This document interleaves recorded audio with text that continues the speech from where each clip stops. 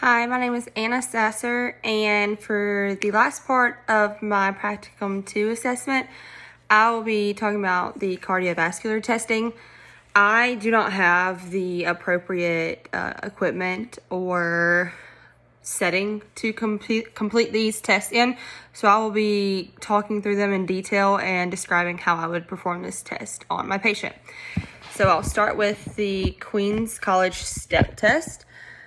This is a submaximal exercise test that is used to measure cardiorespiratory fitness. This test consists of 3 minutes stepping up and down on a 15-inch step at a set rate of 22 steps per minute. This test can also be used to estimate maximal oxygen consumption or VO2 max. An average score for ages 18 to 25 is 100 to 105 steps. Moving on to the set of Cooper tests. So the 1.5 mile run walk. I'll just talk through these steps. Step 1, measure the height and weight of each person being tested and record the results on their individual data sheets. Measure their body mass and their height. Have each subject complete a structured warm-up for about 10 minutes. This is important just to get the body moving and to help prevent injuries, acute injuries, that kind of thing for your patient.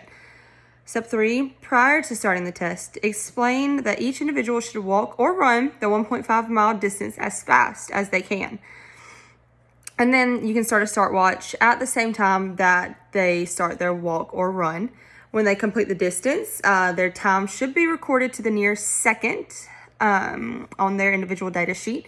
And then after completing the assessment, each tested individual should perform a cool down, and then like a stretching kind of, Then you will use the data sheet to kind of estimate their individual VO2 max and then record the result. And now this one is the distance version, so the 1.5 mile walk run. The other one is the 12-minute walk run test, so this is off of time. And this requires the person being tested to run or walk as far as possible in 12 minutes. So you test the maximum distance covered by the individual during that 12-minute time period. The average for males 20 to 29 is 2,200 to 2,399 meters in the 12-minute period. Moving on to the Rockport 1 mile walk test.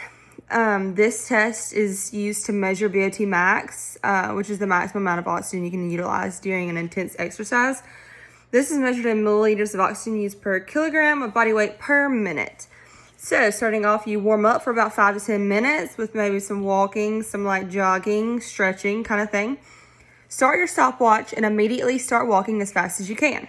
Make every effort to push yourself, but avoid jogging. At the end of the 1 mile, stop your stopwatch and record the time in decimals. For example, 11 minutes plus 11.5 minutes. Take your heart rate immediately. If you take your own pulse, count the heartbeats for 15 seconds and multiply by 4. The average for men ages 13 to 19 is 45.2 to 50.9. So I found the Astran submaximal psychoergometer test.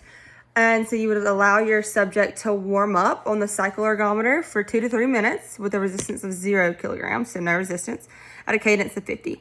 Following this, the subject pedals for 6 minutes at a workload chosen to try and elicit a steady heart rate between 125 and 170. So you would have a heart rate monitor on them during this so that you could keep their heart rate in that allotted slot. As a guide, the initial workload for men is between 300 to 600 for unconditioned and 600 to 900 for conditioned men. The reason that I'm choosing men in this age range is based off of my subject from my previous tests. So I picked, some of them didn't have 16 years old in their age range, so I picked the youngest age range, and then I'm going off of men for all of this. You would record the heart rate every minute during the test. If the heart rate was at 5 and 6 minutes is not within the 5 beats per minute, continue for 1 extra minute. If the steady state heart rate is achieved is not between 125 and 170 beats per minute, adjust the workload appropriately and continue for a second 6-minute period. Otherwise, the test is completed. And then lastly, the bulk VO2 max is a treadmill test. It was developed as a clinical test to determine peak VO2 in cardiac patients. So this test requires that you have the athlete run as far as possible in 15 minutes. So you have them warm up for about 10 minutes again. Then you give the command go, start your stopwatch, and the athlete starts the test.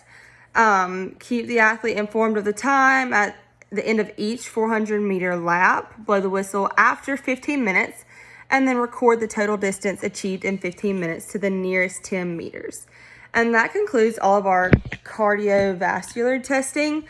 The last section is the additional forms check off, and I've already turned in all of my pre-participation questionnaires, all that kind of thing. So yeah.